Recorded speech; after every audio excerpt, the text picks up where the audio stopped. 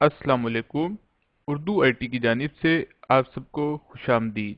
आज हम एक नई सीरीज़ का आगाज़ करने लगे हैं जिसका नेम है CCNA वॉइस और इसका एग्ज़ाम कोड है 640461। इसको ICOOM भी कहा जाता है।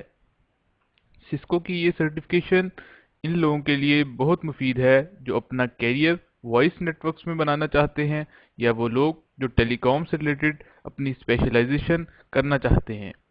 इस सर्टिफिकेशन की जो सबसे अच्छी बात है वो ये कि इस सर्टिफिकेशन में ज़्यादातर काम प्रैक्टिकल वर्क पर मुश्तमिल है, इसीलिए आप सब लोग इसको ज़्यादा इंजॉय करेंगे।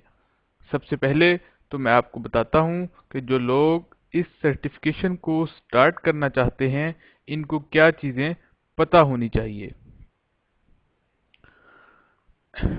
CCNA वॉइस के एग्ज़ाम को देने के लिए सिस्को ने CCNA राउटिंग एंड स्विचिंग को प्री रेक्विजिट रखा है। इसका मतलब ये है कि CCNA के वॉइस एग्ज़ाम के लिए पहले CCNA राउटिंग एंड स्विचिंग को पास करना लाजमी है। अक्टूबर 2013 से CCNA वॉइस के लिए CCENT सर्टिफिकेशन को लाजमी करार दे दिया गया है। बेसिकली CCENT क्या है? ये CCNA राउटिंग एंड स्विचिंग का पार्ट है। CCNA राउटिंग एंड स्विचिंग को दो पार्ट्स में डिवाइड किया गया है। फर्स्ट वन ICND1,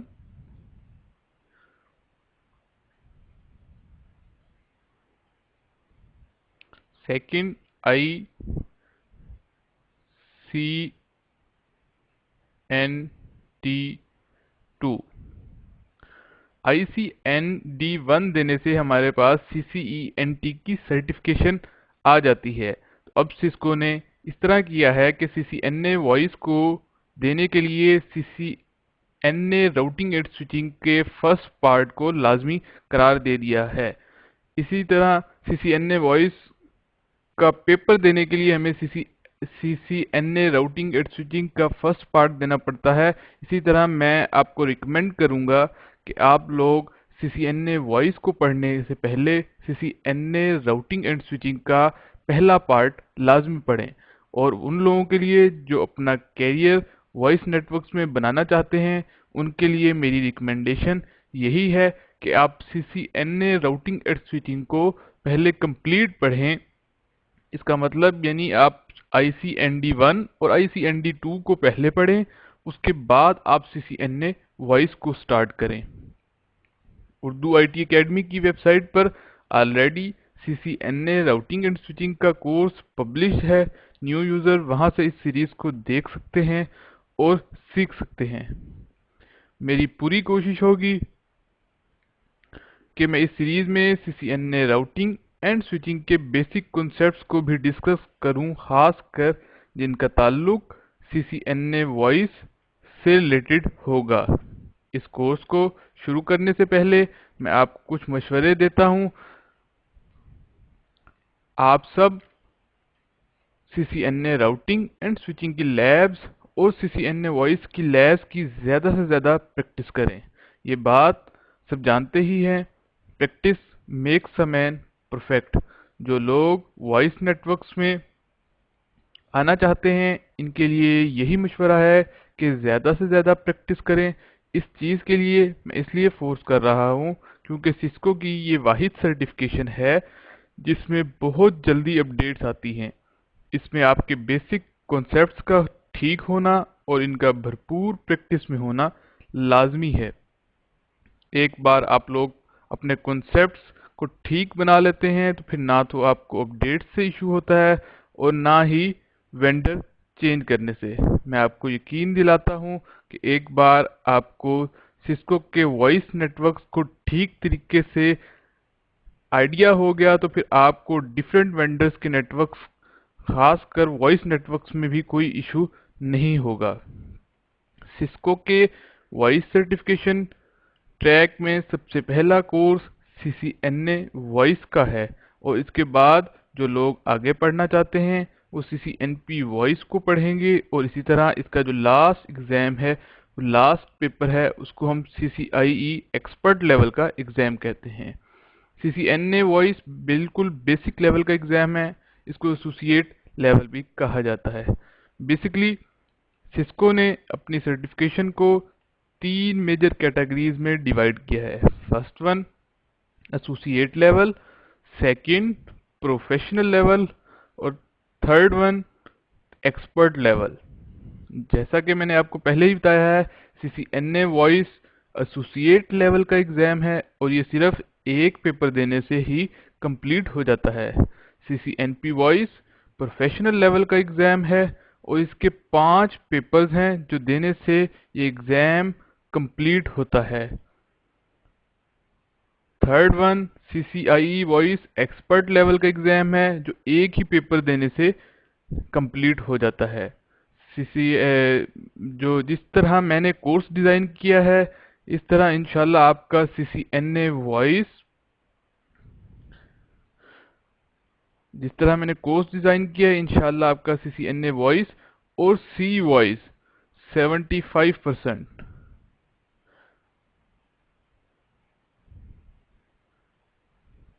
ये दोनों आपके कंप्लीट हो जाएंगे। बेसिकली CCNA वॉइस और C वॉइस के कोर्स कंटेंट्स एक जैसे हैं, इसीलिए सिस्को ने इसको नाम भी C वॉइस का दिया है। CCNP वॉइस का दूसरा पेपर सिस्को IP टेलीफोनी है, third paper Cisco IP telephony 2 है, फोर्थ पेपर ट्रबल शूट है पहले 3 पेपर की, और फिफ्थ पेपर जो है वो है एप्लीकेशन सर्वर का। अब हम डिस्कस करते हैं कि CCNA वॉइस कोर्स आउटलाइन क्या है जो मैंने डिज़ाइन की है। मैंने जो कोर्स आउटलाइन डिज़ाइन की है वो सिस्को की ऑफिशियल आउटलाइन से चेंज है, लेकिन इसमें तमाम टॉपिक्स कवर हो जाएंगे, इसलिए परेशान होने की ज़रूरत नहीं। मेरा इस तरह डिज़ाइन करने का जो मकसद है वो ये कि सिर्फ आपके बेसिक कॉन्सेप्ट्स ठीक हो जाएं। दूसरा ये कि जब आप लोग ये कोर्स ख़त्म करें तो आप खुद वॉइस नेटवर्क्स को डिप्लॉय कर सकें, जबकि अगर मैं ऑफिशियल आउटलाइन को फॉलो करूंगा तब आप CCNP वॉइस के बाद ही डिप्लॉय कर सकेंगे। जी अब हम डिस्कस करते हैं हमारे पास जो अवाया, पैनासोनिक, एरिक्सन, नॉर्टल, ये वो हम लोगों के पास वेंडर्स हैं जो वॉइस को डील कर रहे हैं। सिस्को के अलावा आजकल जो पॉपुलर वॉइस नेटवर्क्स में डील करते हैं उनमें अवाया सबसे ज़्यादा पॉपुलर है। इनको भी हम अपने किसी एक बोनस लेक्चर में थोड़ा सा डिस्कस करेंगे, या इस सर्टिफिकेशन के बाद अगर आप चाहेंगे तो इनकी अलहदा सर्टिफिकेशन भी स्टार्ट कर सकते हैं। चलें जी हम कोर्स आउटलाइन को डिस्कस करते हैं। हमारी कोर्स आउटलाइन जो हमने डिज़ाइन की है वो क्या है। पहले हम लोग पढ़ेंगे concepts of analog and digital and IPPBX। Basically analog, digital और IPPBX को हम सिर्फ इंट्रोडक्शन लेंगे। फिर हम पढ़ेंगे advantages of IPPBX over analog digital PBX। Basically ये IPPBX है, हम इसको डिस्कस करेंगे। हम एनालॉग एंड डिजिटल के एडवांटेजेस को ज़्यादा डिटेल में टेक्निकली डिस्कस नहीं करेंगे, क्योंकि हमारा जो सारे का सारा हमारा कोर्स है वो IPPBX पर मुश्तमिल है। इसीलिए हम सिर्फ advantages of IPPBX over analog and digital PBX को डिस्कस करेंगे। इसके अंदर एनालॉग एंड डिजिटल के भी एडवांटेजेस एंड डिसएडवांटेजेस या प्रोज एंड कॉन्स इसके अंदर इंक्लूड होंगे। तीसरा जो हमारा टॉपिक होगा वो data structure basics with lab. ये लेक्चर मैंने इसलिए डिज़ाइन किया है अपने कोर्स में कि वो लोग जो CCNA राउटिंग एंड स्विचिंग को अच्छी तरह समझ नहीं पाते उनके लिए है, ताकि वो जब CCNA वॉइस को स्टार्ट करें तो उनकी जो बेसिक्स जो इनकी ज़रूरत है CCNA वॉइस में उनका पता होना उनके लिए लाजमी है। इसके अंदर हमारा जो फोकस होगा वो उन्हीं चीज़ों से रिलेटेड होगा जो हमारे CCNA वॉइस के कोर्स में यूज़ होंगी। नेक्स्ट लेक्चर होगा हमारा introduction of call manager express और Cisco unified communication manager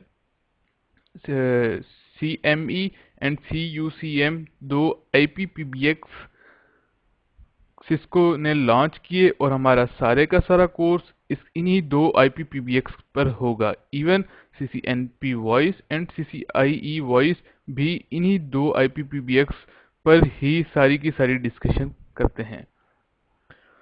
Cisco IP design structure हम लोगों का अगला लेक्चर होगा, जिसमें हम IPPBX के डिज़ाइन स्ट्रक्चर को डिस्कस करेंगे। सिंगल साइट क्या होती है, मल्टी साइट क्या होती है, multi site with centralize environment, multi site with decentralize environment और हाइब्रिड टेक्नोलॉजी। इन सब डिज़ाइन स्ट्रक्चर्स को हम अपने इस लेक्चर में डिस्कस करेंगे। उसके बाद हम लोगों का जो सारा फोकस होगा, हम लोग सिंगल साइट सॉल्यूशन को डिस्कस करेंगे कि उसके एडवांटेजेस क्या हैं, डिसएडवांटेजेस क्या हैं, क्या उसके अंदर हमें केयर करनी पड़ती है, उसके तमाम पार्ट्स जो सिंगल साइट्स के अंदर आते हैं उनको हम डिस्कस करेंगे। फिर हम CME call manager express hardware structure and models पढ़ेंगे।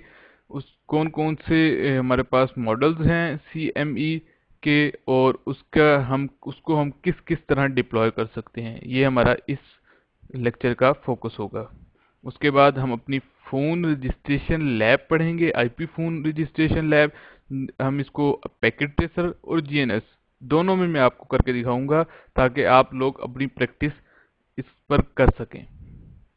उसके बाद हम लोग ट्रंक लाइन डिस्कशन पढ़ेंगे। Trunk line discussion basically PSTN lines होंगी, जो एनालॉग भी हो सकती हैं, डिजिटल भी हो सकती हैं और IP बेस्ड भी हो सकती हैं। ये वो लाइंस हैं जो हम PTCL से नॉर्मली परचेज करते हैं पाकिस्तान में, और अगर हम किसी और कंट्री में हैं तो डिफरेंट कंट्री के हिसाब से डिफरेंट वेंडर्स हैं। यहाँ पर सऊदीया में STC मोबाइली, ये वेंडर्स हैं जो हम लोगों को ट्रंक लाइंस देती हैं।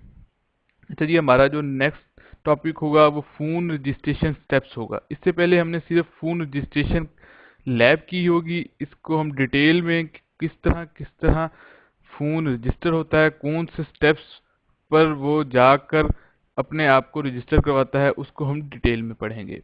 उसके बाद हम अपना जो नेक्स्ट लेक्चर है टेलीफोनी फीचर्स विद लैब पढ़ेंगे कि कौन कौन से फीचर्स हैं जो हम टेलीफोनी स्ट्रक्चर के अंदर कॉमनली यूज़ करते हैं और जिनकी हमें अक्सर ज़रूरत पड़ती रहती है। फिर हम IP phone models and IP power discussion पढ़ेंगे। इन IP फ़ोन मॉडल्स में हमारी ज़्यादातर discussion Cisco IP phone models पर होगी। उसके बाद हम लोग एनालॉग फ़ोन रजिस्ट्रेशन पढ़ेंगे।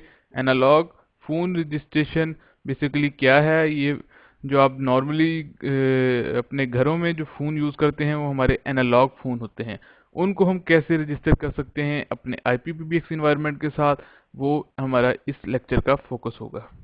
उसके बाद हम लोग अपना जो जितना भी हमने अभी तक सिंगल साइट सॉल्यूशन पढ़े होंगे उनको हम डिप्लॉयमेंट सिनेरियो से डिस्कस करेंगे, मिनिमम 2 एग्जांपल्स देख के कैसे हम लोग, अगर हमारे पास कोई भी क्लाइंट की रिक्वायरमेंट आती है, हम उस प्रोजेक्ट को कैसे एग्जीक्यूट करते हैं स्टेप्स बाय स्टेप। उसके बाद हम लोग voice protocol and codec theory को पढ़ेंगे। ये लेक्चर थ्योरी बेस्ड होगा, लेकिन इसका समझना उतना ही ज़रूरी है जितना बाकी लेक्चर्स का, खासकर कोडेक्स का पता होना और उसको यूज़ करना सबको आना चाहिए, क्योंकि इसकी अक्सर इन्वायरमेंट्स में इसके इश्यूज भी आते हैं और इसको सेट भी करना पड़ता है।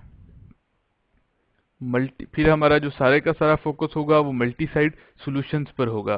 सिंगल साइट से हम अपना सारे का सारा फोकस मल्टी साइट सॉल्यूशंस पर शिफ्ट कर देंगे, लेकिन मल्टी साइट्स को हम बिल्कुल शॉर्ट एंड कंप्रिहेंसिव डिस्कशन करेंगे, बिकॉज मल्टी साइट सॉल्यूशंस हमारे पास CCNP वॉइस में डिस्कस किए जाते हैं।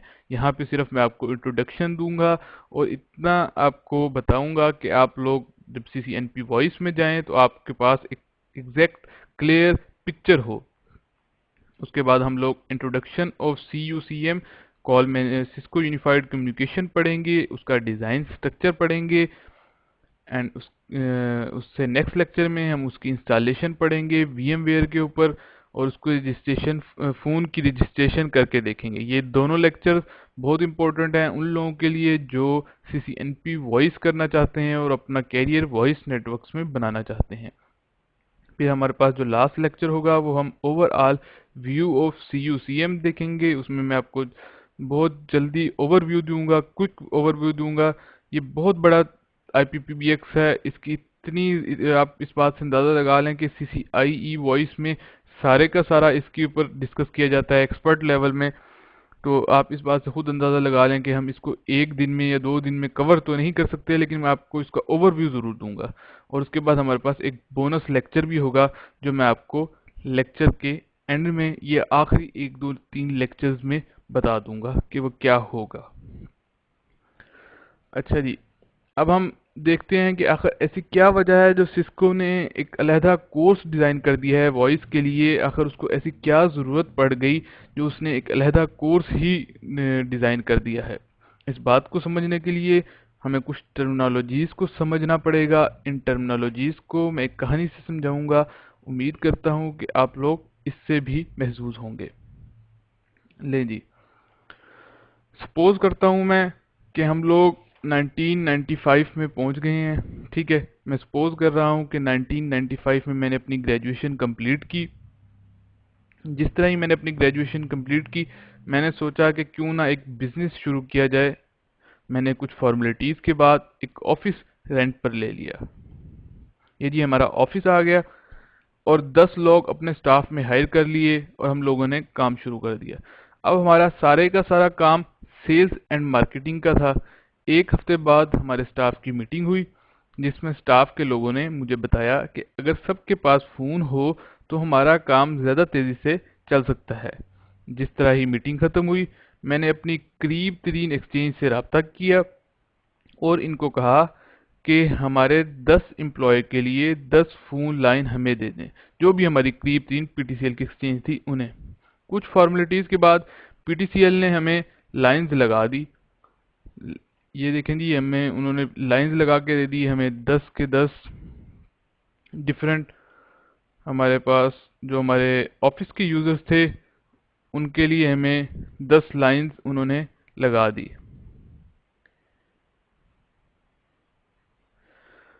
अब 1 महीना तो हम लोगों का बड़ा आराम से गुजरा, क्योंकि हम लोग ये समझ रहे थे कि हमारे जितने भी इश्यूज थे वो ख़त्म हो चुके हैं और हमारा सारा का सारा फोकस सिर्फ हमारे अपने काम पर होगा।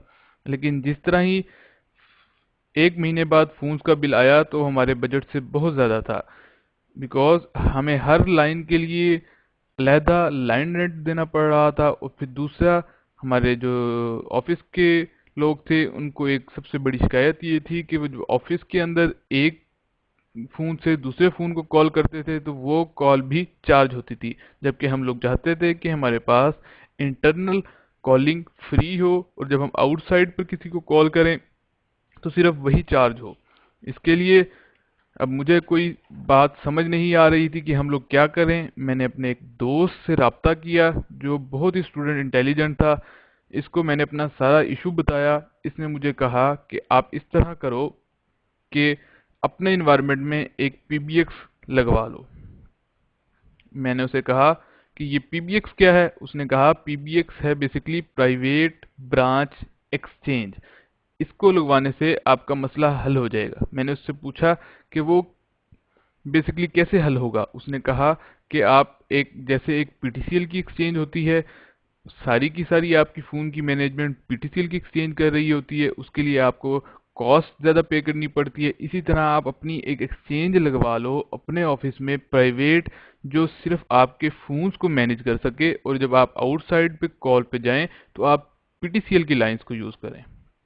मैंने उसका सारा मशवरा सुना और मैंने क्या किया, मार्केट से PBX परचेज किया और उसको अपनी कंपनी में डिप्लॉय करवा दिया। ले जी, देखते हैं कैसे डिप्लॉय करवाया। ये हमारा ऑफिस था, PTCL एक्सचेंज वैसी की वैसी रही। ये हमने जी PBX परचेज किया मार्केट से, इसको हमने अपनी कंपनी में डिप्लॉय करवाया PTCL से। अब हमने क्या किया, सिर्फ 2 लाइंस ली आउटसाइड पे। पहले हम लोग ने 10 लाइंस परचेज की थी, अब हमने क्या किया, सिर्फ 2 लाइंस ली, फ़ोन अपनी कंपनी में लगाए और फ़ोन को इंटरनली कनेक्ट किया पीबीएक्स के साथ।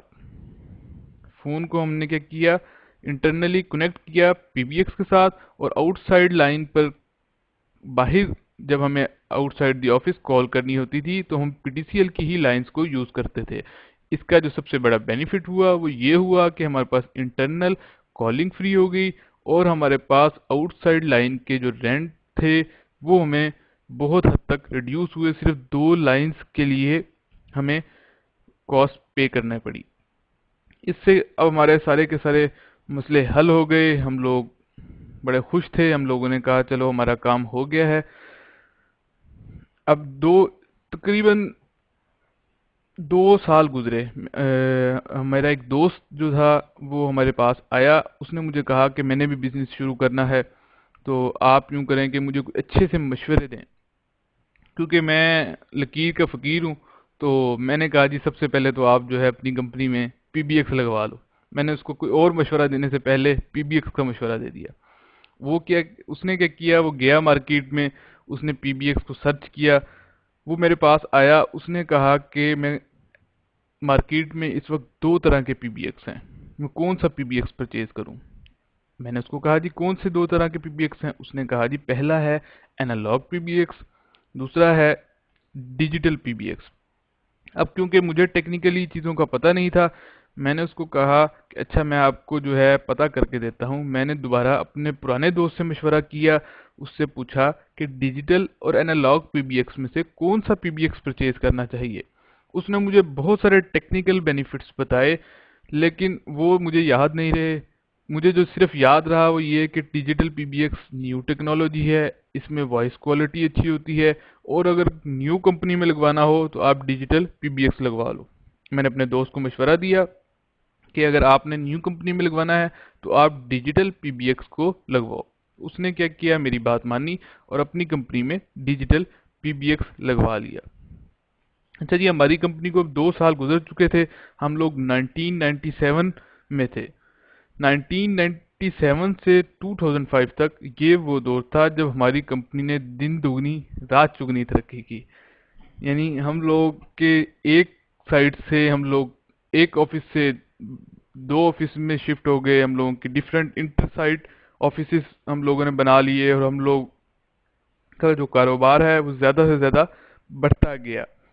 इसी वक्त 1997 से 2005 तक जो सबसे पॉपुलर चीज़ हुई वो कंप्यूटर का पॉपुलर होना था।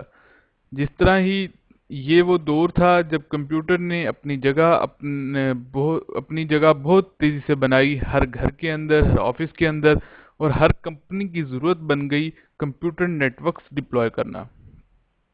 इसी तरह हमने भी क्या किया, अपनी कंपनी में कंप्यूटर नेटवर्क्स को डिप्लॉय किया। ये जी हमारे पास कंप्यूटर नेटवर्क्स थे, उनको अपने डिप्लॉय किया। अब हमारी कंपनी का जो सेटअप था वो बेसिकली क्या हो गया, मैं आपको बताता हूँ। बेसिकली ये स्ट्रक्चर हो गया जो हमने अपनी कंपनी में डिप्लॉय करवा लिया। इस स्ट्रक्चर को समझते हैं कि बेसिकली है क्या ये स्ट्रक्चर 2 तरह के अलग स्ट्रक्चर को रिप्रेजेंट कर रहा है। पहला स्ट्रक्चर ये है जो हम अपने डेटा नेटवर्क्स के लिए, कंप्यूटर नेटवर्क्स के लिए डिप्लॉय करवाया। इसमें हमारे पास राउटर, स्विचेस और एक मैनेजर आपको नज़र आ रहा है। ये राउटर स्विचेस की कहानी मैं आपको अपने 3rd लेक्चर में समझाऊंगा, जो हमारा डेटा नेटवर्क से रिलेटेड होगा। आज सिर्फ आप इतना समझें कि हमने एक अलग सेटअप इसका डिप्लॉय करवाया, इसकी वायरिंग अलग करवाई, और अपने कंप्यूटर नेटवर्क्स को एक अलहदा मैनेजर के थ्रू हमने उसको मैनेज करना शुरू कर दिया। जबकि जो हमारा ऑफिस के अंदर दूसरा स्ट्रक्चर था वो वॉइस से रिलेटेड था। हमने क्या किया, ये हमारा वॉइस से रिलेटेड था। हमने अपना पीबीएक्स लगवाया जैसे कि मैंने आपको पहले ही डिस्कस किया है, और उस पीबीएक्स के थ्रू हमने इंटरनल मैनेजमेंट की। जबकि हमने पीएसटीएन या पीटीसीएल, पीएसटीएन जनरल टर्म है, पीटीसीएल पाकिस्तान स्पेसिफिक टर्म है, उससे हमने पीटीसीएल लाइंस ली आउटसाइड के लिए, और हमने अपनी इंटरनल कॉलिंग और एक्सटर्नल कॉलिंग को स्टार्ट कर दिया, और इसको भी हमने एक मैनेजर के थ्रू मैनेज किया। ये सब चीज़ें अब हमारा जितने भी न्यू ऑफिसेस थे उन सब में हम इसी स्ट्रक्चर्स को फॉलो कर रहे थे। इसी वक्त टेक्नोलॉजी दिन ब दिन तरक्की कर रही थी। अब डाटा और वॉइस के साथ एक जो न्यू ऑप्शन आया वो था वीडियो का।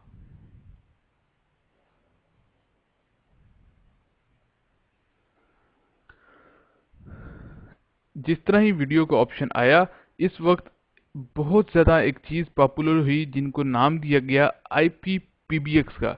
IPPBX के बहुत सारे टेक्निकल बेनिफिट्स हैं जो हमारे नेक्स्ट लेक्चर में हम बड़ी डिटेल में डिस्कस करेंगे। लेकिन मैं आपको बता दूं कि IPPBX की बेसिकली पॉपुलर होने की वजह क्या थी। IPPBX बेसिकली यूज़ करते थे पैकेट स्विचिंग को, जबकि इससे पहले जितने भी PBX थे वो सर्किट स्विचिंग को यूज़ करते थे। IPPBX पैकेट स्विचिंग टेक्नोलॉजी को यूज़ करते थे। और सिस्को ने क्या किया, इस आइडिया को सबसे ज़्यादा कैश करवाया। बेसिकली सिस्को ने IPPBX को नेम दिया IP टेलीफोनी का। यदि मैं IP टेलीफोनी लिख दूं,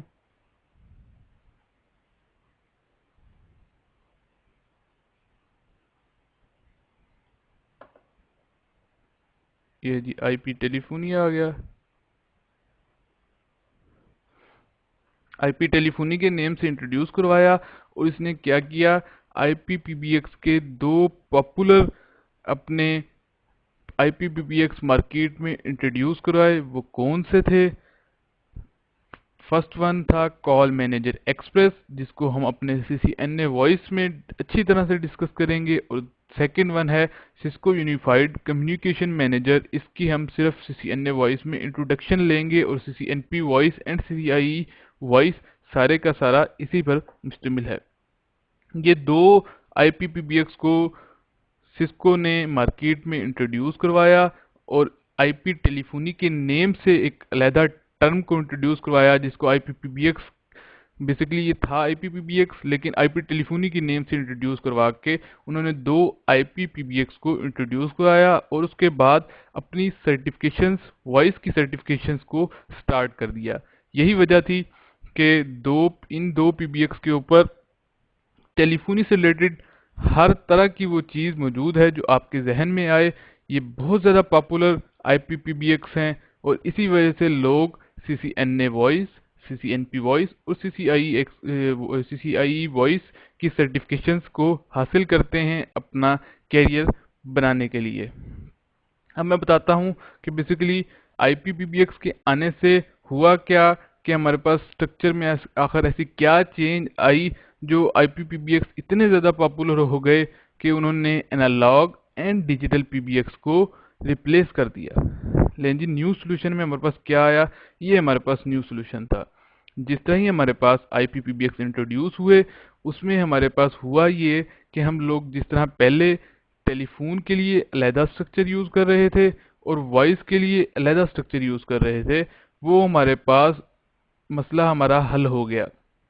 हमने क्या किया, एक ही केबलिंग की सारी की सारी, और अब पहले अपने डाटा नेटवर्क्स को डिप्लॉय किया। उसके बाद उसी केबलिंग को यूज़ करते हुए हमने अपने IPPBX लगवाए और उनको डिप्लॉय करवाया। इससे हमारे पास एक तो कॉस्ट रिड्यूस हो गई, सेकंड ये कि हमारे पास जो हमें मैनेजमेंट के लिए जो अलहदा अलहदा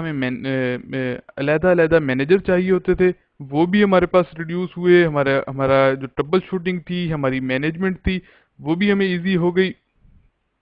सेकंड, हमारे पास हमें वीडियो का ऑप्शन मिल गया, वीडियो कॉन्फ्रेंस का ऑप्शन मिल गया और बहुत से ऐसे फीचर जो एनालॉग और डिजिटल में नहीं थे, जो पैकेट स्विचिंग की वजह से ऐड हुए, वो हमें सब के सब इस न्यू सॉल्यूशन में मिल गए। हम उसको डिटेल में डिस्कस करेंगे कि वो आखिर टेक्निकल क्या चीज़ें हैं जो हमें IPPBX में सिर्फ मिलती हैं, एनालॉग एंड डिजिटल PBX में नहीं मिलती। ये हमारा बेसिकली न्यू सॉल्यूशन था जो अब हमने और बाकी कंपनीज ने 2005 के बाद इसको डिप्लॉय किया। और अब सारी की सारी कंपनीज, इवन के मीडियम साइज और इवन के स्मॉल साइज, सब की सब IPPBX पर शिफ्ट हो रही हैं। जो लोग पहले से, जिन कंपनीज में पहले से एनालॉग एंड डिजिटल डिप्लॉय हैं, सिर्फ वही हैं। जो भी है न्यू कंपनी, चाहे वो जिन 10 से 15 एम्प्लॉयज़ की हो, उनकी कोशिश यही होती है कि वो IPPBX को ही डिप्लॉय करवाएं। ये शुरू में थोड़े से कॉस्टली हैं, लेकिन इनके बेनिफिट्स बहुत ज़्यादा हैं। ले जी, आज के लिए इतना बहुत है। इंशाल्लाह अपने आने वाले नेक्स्ट लेक्चर में मैं आपसे डिस्कस करूंगा कि आईपीपीबीएक्स के टेक्निकल बेनिफिट्स क्या हैं एनालॉग डिजिटल पीबीएक्स से रिलेटेड। वो हम लोग इंशाल्लाह अपने आने वाले नेक्स्ट लेक्चर में डिस्कस करेंगे। उम्मीद करता हूँ कि आज का आपको जो सिनेरियो है वो समझ आ गया होगा। आज हमने सिर्फ यही डिस्कस किया कि आखिर पीबीएक्स की हमें क्यों ज़रूरत पड़ी, फिर उसके बाद एनालॉग पीबीएक्स आए, फिर हमारे पास डिजिटल पीबीएक्स आए, और उसके बाद फिर हमारे पास आईपीपीबीएक्स आए, और आईपीपीबीएक्स में हमारे पास जो हमारा डिज़ाइन स्ट्रक्चर था वो कैसा हो गया, वो कैसा होगा। इस सारी की सारी चीज़ें हमने आज वाले लेक्चर में डिस्कस की हैं। आप लोग सब बार बार लेक्चर्स की वीडियोस को देखें, ताकि आपके अंदर जो आपकी जितने भी कॉन्सेप्ट्स हैं अच्छी तरह आपके अंदर जहन नशीन हो जाएं। चलें जी, मुझे इजाज़त दीजिए, अपना ख्याल रखिएगा। बहुत सारी दुआओं में मेरी तरफ से अल्लाह हाफिज़। अल्लाह आप सबका हामी और नासिर हो।